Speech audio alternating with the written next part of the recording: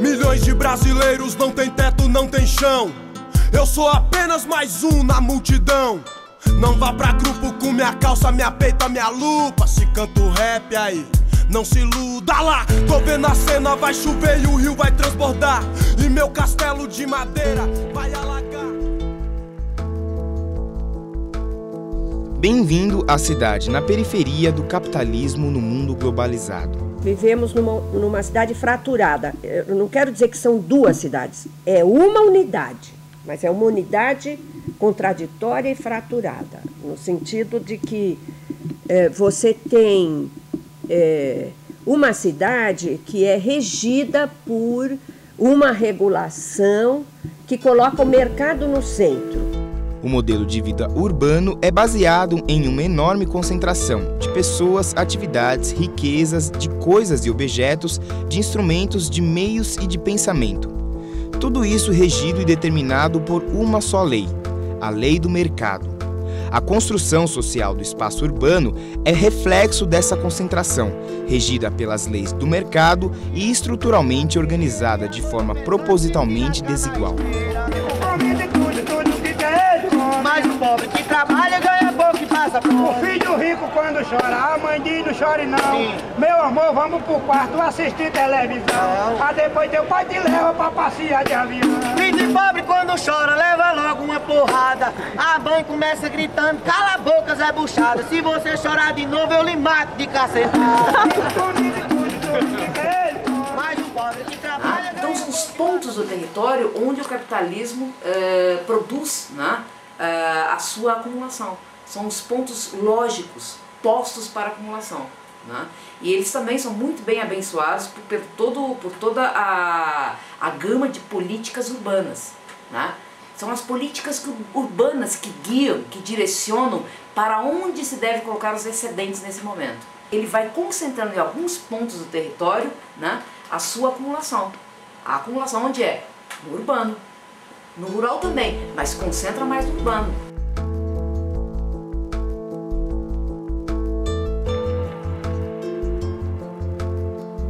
Portanto, podemos verificar concretamente a ocupação dos espaços privilegiados pelas classes abastadas, garantida por uma complexa rede de relações entre poder público e os diversos interesses econômicos de setores da burguesia nacional e internacional. Esta é a cidade legal.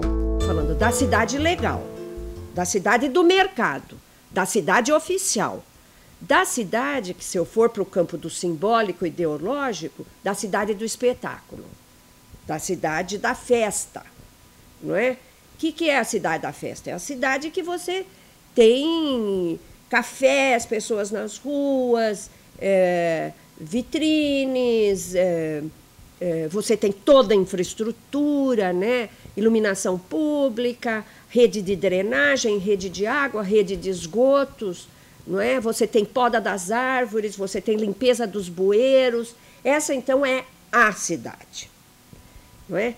Essa é a representação ideológica da cidade. Essa legalidade é mantida a partir de um mecanismo baseado na ilegalidade, na ilegitimidade dos artifícios utilizados pelas classes dominantes a fim de garantir seus interesses. Leis são criadas, destituídas, flexibilizadas, desrespeitadas a serviços dos que detêm o poder. São construídas, então, ilhas de primeiro mundo em meio ao mar de pobreza das nossas cidades. Elas funcionam juntas, elas constituem uma unidade. O que é a outra cidade? A outra cidade é um depósito de pessoas, não é? De casas.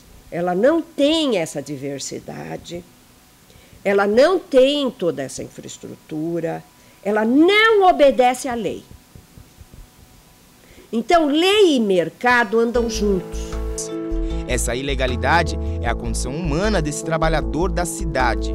Ela se manifesta na irregularidade da posse da terra, nas irregularidades cotidianas do acesso à água, à energia elétrica, a transporte, às relações de trabalho.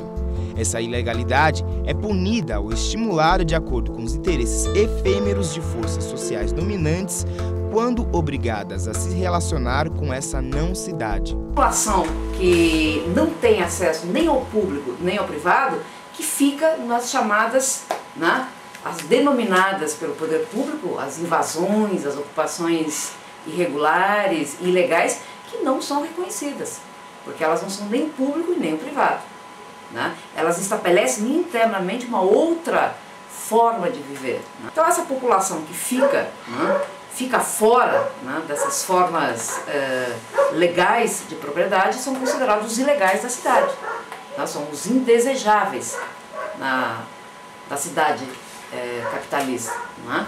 Hoje a periferia pobre divide esse espraiamento da cidade com os loteamentos fechados, que são ilegais, vamos dizer isso claramente, que eu esqueci de dizer, né? A ilegalidade, ela também tem muito de uma visão de classe na sociedade brasileira. Então, a ilegalidade dos loteamentos fechados não conta tanto quanto a ilegalidade da periferia, né? Então, esses loteamentos, eles estão disputando esse espraiamento da cidade, né, na periferia. E a gente e começa a haver uma certa discussão do que é rural e do que é urbano.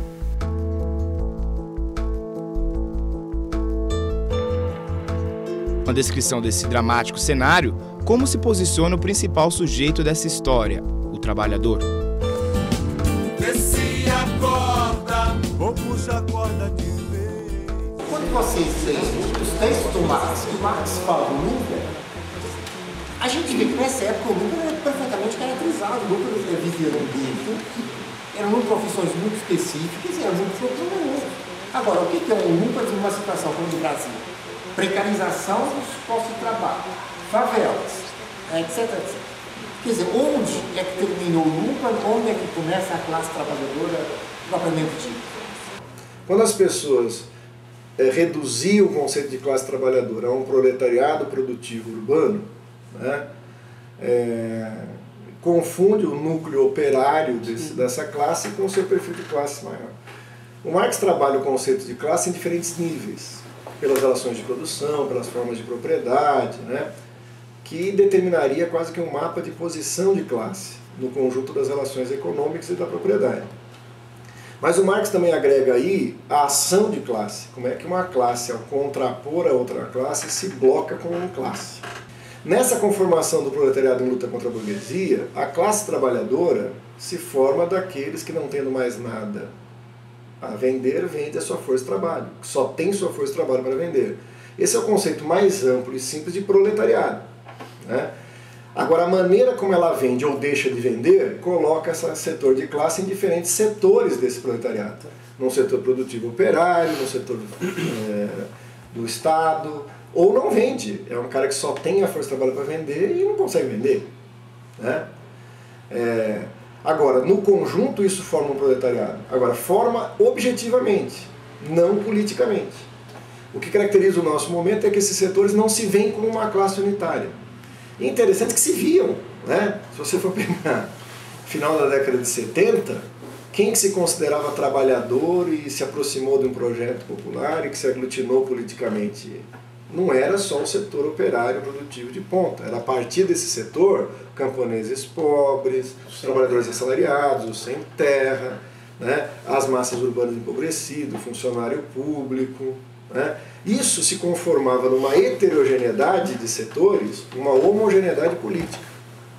No que? Quem é nosso inimigo? A ordem capitalista. Quem somos nós? Os trabalhadores, que produzem em diferentes setores a riqueza, ou faz ela circular, ou garante as condições da sua produção. O trabalho, a força de trabalho da sociedade.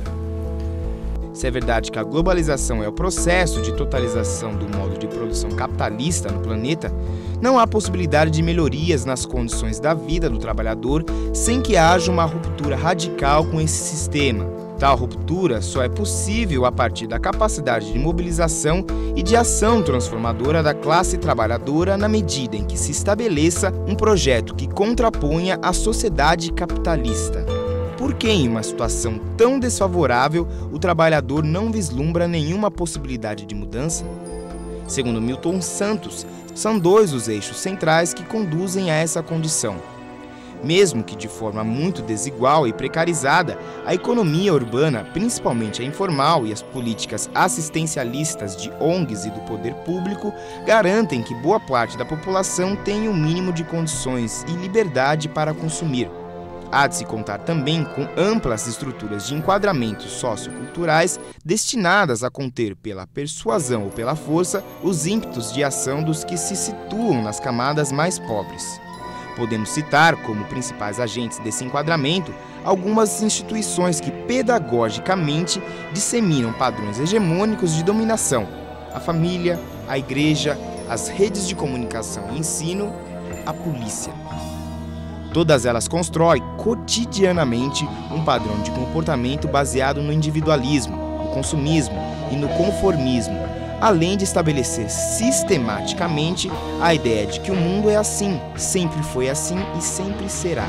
Um comportamento que naturaliza as características da barbárie.